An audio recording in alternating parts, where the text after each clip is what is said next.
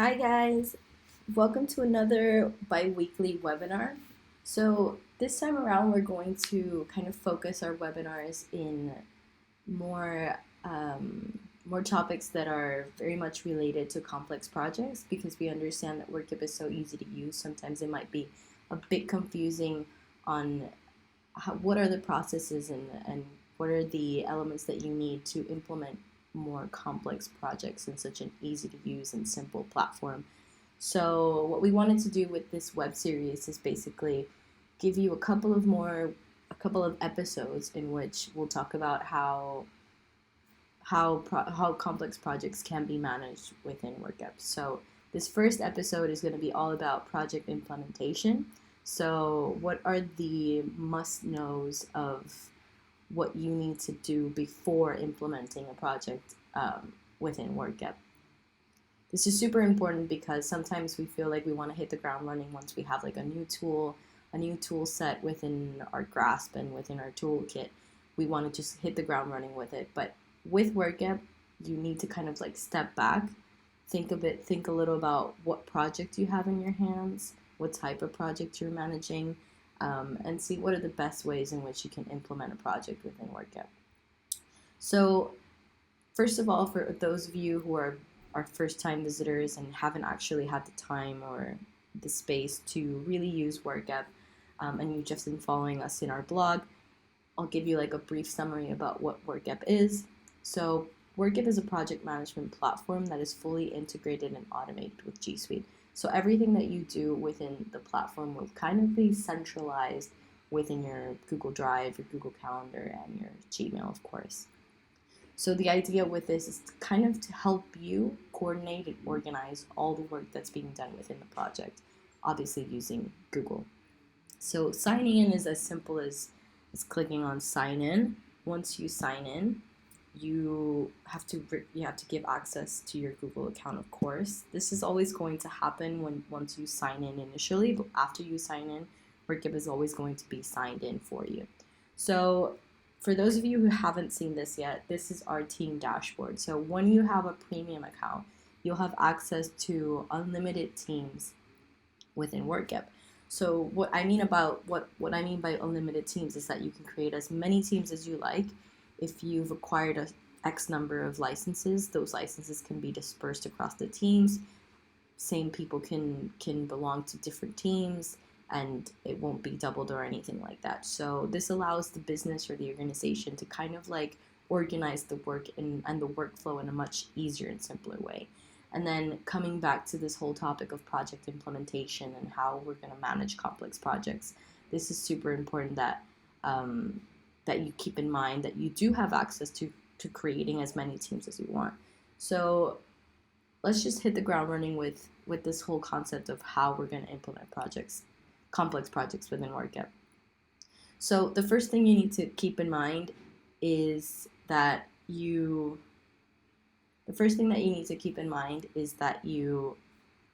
have 5 levels to work with within Workep. Now, these 5 levels are team level, project level, sections, tasks, and subtasks. I'll go over that again. Team level, project level, sections, tasks, and subtasks. Now, why do I go over this? It's because it's super important that you keep in mind that because of this constraint of the levels, it's like a blessing and a curse. It helps you simplify your complex projects, but at the same time, it's also a constraint. It's also something that restrains you from going in depth. But that's exactly what we want to do with Workep. We want to keep things super simple for you so that you don't have to be overcomplicating things and, just breaking work down that you don't really need to break down. So let's just get started with going into for a team, how it looks. For those of you who haven't seen how a Workep team kind of looks, is once you sign in, the first thing that's going to pop up, or once you go into a team, the first thing that's going to pop up is this work feed. So the work feed is basically an agenda for you. Now, everything that's within the work feed is all of the tasks that are due today, tomorrow, the tasks that are upcoming, and the tasks that have expired. Now, you can use this as an extra tool that doesn't have to be linked to any projects. It's already linked to all your projects. However, you can create new tasks that aren't linked to projects. So this kind of helps you, especially if you're a software development team and you have tasks that have nothing to do with a sprint, just simple tasks that you kind of need to do every day. You can just type them in here and they won't be associated to any type of project. But you obviously know that you have to do it for today, and you can add all the little neat stuff that you can add within task description, assign team members, deadlines, create new docs, and all that cool stuff. So going back to this whole project implementation topic. So like I mentioned, the first level is the team level. So this is important because you don't have to take it literal that you need to create different teams for per department. You can do so depending on how complex your projects are. Some teams, like the Workep team, for example, let's go back. We have a marketing team, we have a sales team, and we have a whole business team. So we're separate. We keep our departments separate. However, thanks to our project sharing feature, we're able to share different projects. So that's not really an issue when it comes to having people in different teams. However, like I mentioned earlier, you don't have to take this literally. You don't have to create teams per department, especially if your projects are super complex. What you can do, and what I always recommend, is that first off, you break down the work outside of Workep. Either it be through a work breakdown structure in a blackboard or anything like that, sticky notes or anything like that. You break down the work outside of Workep, and then you assign levels to each of your breakdowns. So if you've realized that this section within the work breakdown structure really needs to be broken down, then you can always make teams as projects. So for example, I've created these two teams here, and these are actually projects. Because they're so complex, I've made those teams into projects, so that kind of gives me that extra level to work with. So with that extra level to work with, I can then break down the work into mini projects, which would be these projects right here. So those mini projects will then have these sections and then the corresponding tasks and subtasks. So this helps you break down the work in a much more organized way. Within your Google Drive, you'll obviously have different folders for each of the projects, which helps you as well in terms of organization. Now the only downside to this is that if you are a team that's working with, for example, Gantt charts, the only downside to this is that you won't be able to have a Gantt chart. Not yet. We are working on it, and we will launch this whole Gantt for all projects feature by the end of September. But for now, if you're a team that manages Gantt charts, the only downside to having mini projects is that you won't be able to see all those mini projects into one Gantt chart.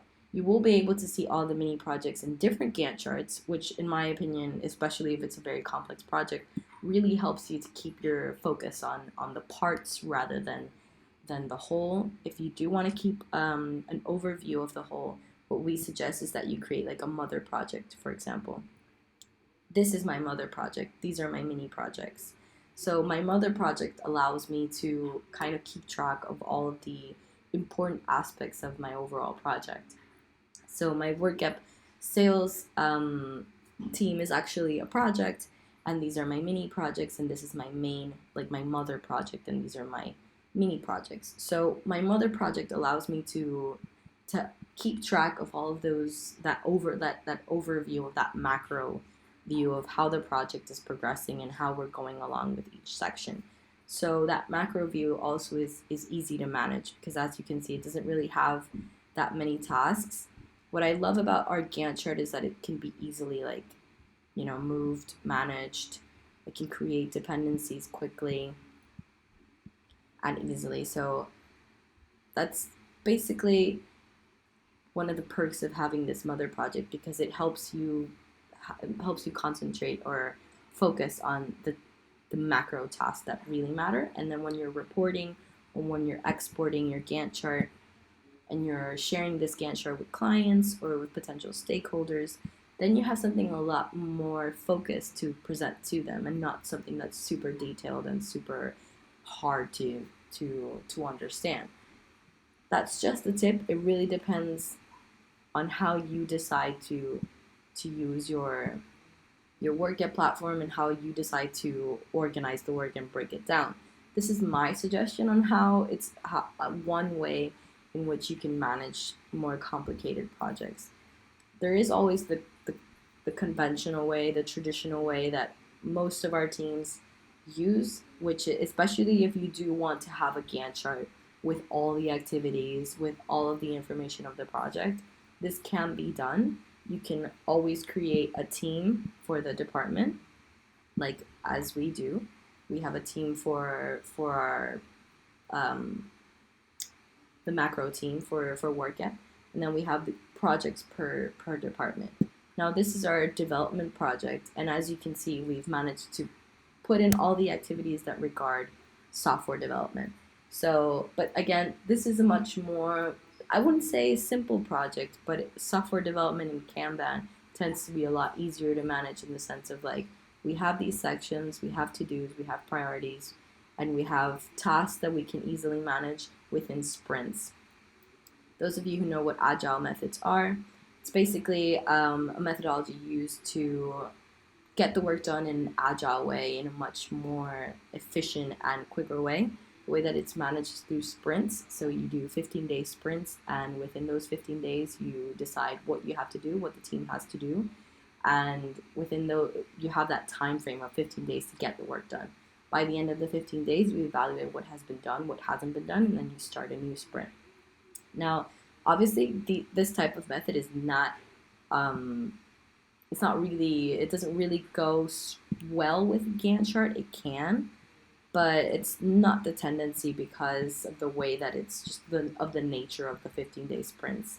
It's not really the way that you really manage these types of projects. So just going back to this whole project implementation, it really depends on the type of project you have in your hands. So this is a development project. This is a software development project. So Kanban is the best way to implement your projects within Workep. But when you have more complex projects and projects that require a higher level of breakdown and long-term planning, then what I really suggest is either you go the conventional way, you set up a department per team, or you create a project per team, and then you create those mini projects that make it a lot easier to manage and handle. Why do I go over this so much? Because once you create the sections within Workep really work more as like phases and milestones. They don't really work as tasks. Some people tend to get confused with that. So sections aren't meant to be tasks or anything. Sections are actually meant to be phases within a project. So if you create these mini projects and then you have these phases, that gives you like an extra level of control. So you not only are you able to manage a part of the overall project, you're also able to measure and control those mini parts or those phases within that mini project. So in my opinion, it does give you that extra level of control that you're looking for and that you really need within your projects. So one of the cool things about Workep is this whole G Suite integration. So going back to the mini projects and going back to this breakdown of the overall project, creating these sub projects or mini projects, you're able to kind of like centralize the work into much more manageable ways. And that's in terms of the activities and the work, but also in terms of communication. So with this activity wall that we launched around in June, July. The activity wall allows teams to communicate and to centralize that communication into one manageable place. And why do I say this? Well, most traditional teams tend to use email, tend to use like more Skype and those kinds of tools to communicate with their team members about projects and all that stuff. But what we recommend our users and what we recommend project owners and project managers within Workep is that you use the tools that we've provided to you for that specific communication centralization. So the activity wall, you can share information, you can discuss ideas, what we tend to do at Workep is that we share meeting minutes, we share meeting agendas, we share all types of information within the activity wall, and then it's kind of centralized into one place. So we don't have to go over emails, and information is not lost if someone sends an email with a CC, or people are communicating with each other through CC. That tends to be not efficient at all. So what we want to provide for our users is that centralization. So you start conversations with your team members either through the activity wall or even through tasks. So something that we tend to do within Workep is we use this comments section to talk about specific tasks, and then these comments are also recorded when you export your project. So you have a record of every communication that's been done with per task. So that kind of gives you a record as well of all the information regarding communication. So if you're really into reporting, and if you're really if your boss or a higher management asks you for more concrete evidence of communication, you have that at your disposal when you use the comments. So in terms of this file, the files and our Google Drive integration and our Google Calendar integration, for those of you who haven't seen it yet, something to keep in mind always, and especially when you're managing complex projects within Workep, is that every time that you create a new project within Workep, you'll have a new project drive folder created for you. So this allows you to organize the work in a much more efficient way, especially if you're working under the mini projects process, because then you're able to kind of centralize all the information that regards certain mini projects, and then have all, if you use the team as a project, then you'll have a project folder. For example, let's go into sales. Go into sales team. So if you have that overall project as a team, then you'll have that team / project folder, and then within that folder you'll have the mini projects attached to it. So this really helps you to organize the work in a much more efficient way. Now, again, that's just a recommendation. You can always use our other methods to implement projects. For example, marketing teams that have marketing projects. Something that's been trending right now is Agile Marketing. So our team kind of does some Agile Marketing, and it's really efficient within Workep. And the way that they do it is that because the tasks that they manage are quite straightforward and repetitive, what they do is that they use the Kanban methodology. They don't use Gantt chart. They use the Kanban methodology, and they use the sections for team members. So each team member is clear on what they have to do for that sprint or for the upcoming 15 days. And then they'll have other sections that are more related to other topics and much more broken down topics. Like, for example, our team does inbound marketing. So obviously there's a section dedicated to inbound marketing. But notice that we don't really have dates for the activities, and it's because of this whole agile marketing concept. Because we need to work under the 15 days, there's really no point of putting a deadline to a task, because you just have to make sure that by the time the 15 days are up, you get that task sorted. And a lot of marketing tasks tend to be super repetitive, so there's really no reason that you need to do it that way. What we do use is this save as repetitive feature that Workep has, which is super useful when you have tasks that are ongoing, tasks that occur either weekly, either daily, even monthly. So a quick suggestion in my perspective: don't use the daily tasks feature. This is more for teams that work Saturday and Sunday. If you work Saturday and Sunday and you do have daily tasks that you need to do literally every day, then this is the feature for you. if you only work Monday through Friday, I suggest you use the weekly tasks, the weekly repetitive tasks, and then you select the different the days that you want this task to be repetitive. If it's a task that needs to go only 3 days a week, then make it happen. If it's not, if it just has to be 1 day a week, then select it that way.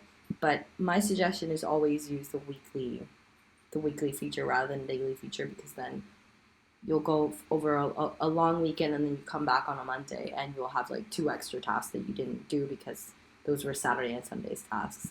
So, pro tip. Another pro tip with regards to implementing projects within Workep is tags. So tags are honestly whatever you want them to be. Now this allows you to have like that extra level that you need within project implementation. So if there is a level that you can't seem to fit in within the project, you can use the tags to fit that level in. So for example, our marketing team uses the tags for KPIs. So since we monitor our metrics through KPIs, we need to be super aware of what if how our activities are linked to our KPIs. So we use tags on the marketing project for KPIs. However, teams that do more complex projects and more traditional type of project management style, what they'll tend to do is that they'll use the tags for other reasons. So, for example, I tend to use tags in terms of I tend to use tags in the sales team for identifying how many hours I have to spend for one task. Why is this important? Because within the sales team, we don't do agile. Well, not the sales team, but the sales project that we have going on. We don't necessarily do 100% agile. We do long-term planning because we obviously have some long-term projections. So it's super important for me to monitor how many hours I'm spending within a task. Now this is super important that you understand this whole tag system, because a lot of our users do monitor, do estimates and do monitor how many hours I need to spend per task. And they always ask me, so how can I identify within Workep how many hours I need my team members to spend on a specific task? So what I do within the sales team is that I use the tags to identify those hours. So for example, I've set out 4 hours for this task and 1 hour for this task. The good thing about this is that, again, once you export your project, the tags will be reflected in the export as well. So you can do some great reporting with this. So for example, if we go to the export right here and you go into the tag section, notice that this says 30 minutes, this says 4 hours. So now I know how many hours I've spent through that specific task. Another way in which I use long-term type of planning, another way in which I use the tags is prioritizing. So either a high priority, medium priority, or low priority. So going back into my project, let's go all tasks. So some tasks are high priority and some tasks are medium priority or low. So I use the tags to identify that as well. Why is that? Why are tags so important within Workep? Well, first of all, tags can be filtered. Second of all, tags, of course, at that extra level. But I think the most important bit is that tags can be filtered. And then this is like, especially if you have a complex project and you have a lot of activities and you want to be able to filter those activities, tags allow you to have a much more like specific way of filtering that information and keeping it a lot more simple and easy to manage. Now, there's other ways in which you can filter information within Workep, either it be through all tasks, completed tasks, incompleted tasks. A very recurring question within our users is, when they complete a task, it disappears from their board or their dashboard or even the Gantt chart. Now, it's not that it disappears completely, it's that you have the default filter is incompleted task. So if you have a project that requires a higher level of monitor of what has been done versus what hasn't been done, I suggest you leave the all tasks filter on at all times. It really helps you to understand what work has been done versus what work has not been done, And then once you go into your Gantt chart, that progress is going to be a lot more concrete and specific. So, pro tip with the filters, always keep it on. If progress is something that really interests you or is something important and pivotal for your project, always keep the all task filter on, because this allows you to have a much greater overview of how the project is progressing. Not only just overall project, but sections as well. So notice that we give you a progress per section, and we give you an overall overview of the project, as well as the broken down progress of each task. So that's also super important. Another feature that we just implemented that is super important for complex projects is planned versus effective. So we show you how much time was delayed for a task. So if you estimated that a task lasted 15 days, but you actually completed it in 25 days, we'll let you know how much time it took you after the deadline to get it done. The same would go for tasks that were completed before the deadline, for example, here. So this, again, is super pivotal for progress because it allows you to oversee what was estimated, the amount of time that was estimated per project or per activity. And then and then it allows you to create like an analysis of what was done, what wasn't done, how much time it took us to do it, and of course, budget, because every activity has costs connected to it or associated to it. So if you have overruns, we'll be able to provide you with an exact overrun in terms of time of how that's going to affect the cost of that activity. So these are important aspects within the Gantt chart that you need to keep in mind. Again, always keep the all task filter on so that you can have this level of in-depth progress analysis. So the last thing I want to mention with regards to how you can manage complex projects within Workep is our new shared projects feature. It really depends on how you want to organize your organization, or your company or your business or your startup. If you're a startup who's just recently joined our startup program, if you do want to create different teams, if that's how you want to manage the domain or the organization within Workep, then you will have the opportunity to share projects amongst teams. So this allows you to have private projects per department. But if you have a project that, for example, our marketing team or our sales and marketing team has a joint project, what we'll do is that we'll create a shared project that I'll be able to access through my Workep sales team, and the marketing team will be able to access that same project through their marketing team. So again, that adds like an extra level that you can manage. One last feature that I want to mention that a lot of our users haven't really noticed is this calendar. I absolutely love this new feature because we are connected or associated or integrated with Google Calendar. All of the events that you have going on for that specific, for today, for example, will appear here in this headline of calendar. And you can quickly access those meetings or events when you click on the arrow, and that'll take you directly to that Google Hangouts meeting or that event within your Google Calendar. So I love that. So anyways, if you have any more questions or concerns about project implementation, I suggest you go into our blog. We have so many articles regarding different different project methodologies, different topics about project management that are super useful for our users. For example, this one right here, project management, Kanban methodology versus Gantt. If you wanna learn more specifically about this topic about project implementation and knowing how you're going to implement your type of project within Workep, I suggest this read. If you're a software development company and you do Agile, this is also a good read. So yeah. What I want to do now is basically give you the floor to ask any questions that you may have regarding what I've just presented, and I'll answer your questions as to the best of my abilities.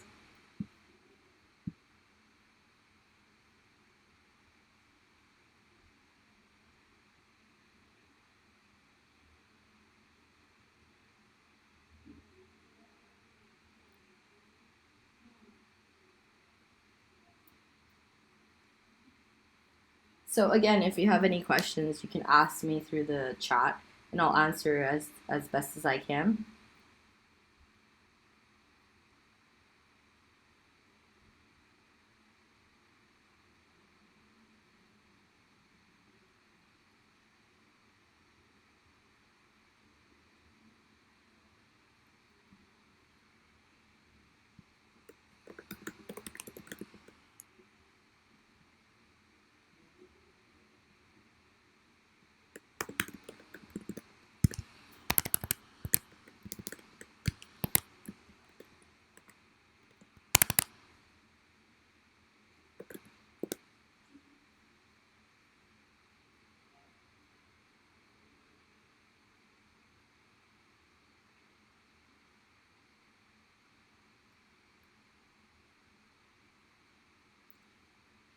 So with regards to the question about mobile application, we actually are just finishing up our mobile application. It should be available by the end of September. So we're super excited about this mobile application because we've been working on it all summer and it's actually turning out to be incredible. So please keep a lookout on it. We will be launching it really, really soon.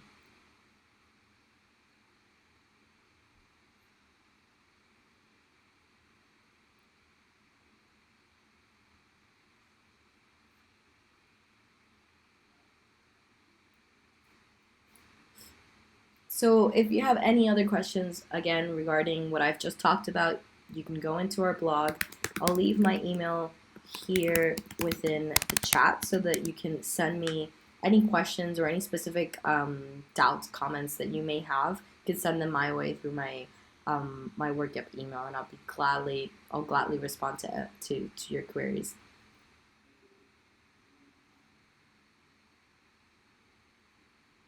So with regards to tasks, um, each task can have a deadline with date and time. I'll quickly show you how that works. So once you go into a task, you can assign an end date and a deadline for each of these tasks. You don't have to do it. Just keep in mind that once you do assign a date and time to a task, this will appear within your Google Calendar. So something a lot of people don't know is that, for example, when I create a deadline for my task, it will appear in my Google Calendar. If I don't put a deadline, it won't appear in my Google Calendar. So again, this is really important when you're analyzing the type of projects you have in your hands. That's why I never recommend for agile teams to add date and time to specific projects because you specific tasks because they might get frustrated if they don't achieve the the task within the deadline given. And because of this whole stretch of the 15 days, you really do have a buffer time to get all of that sorted. But of course, you have the ability to create a date and time. The deadline will appear here within the task section. And then, yeah, you can always change the start date. I hope that answered your question.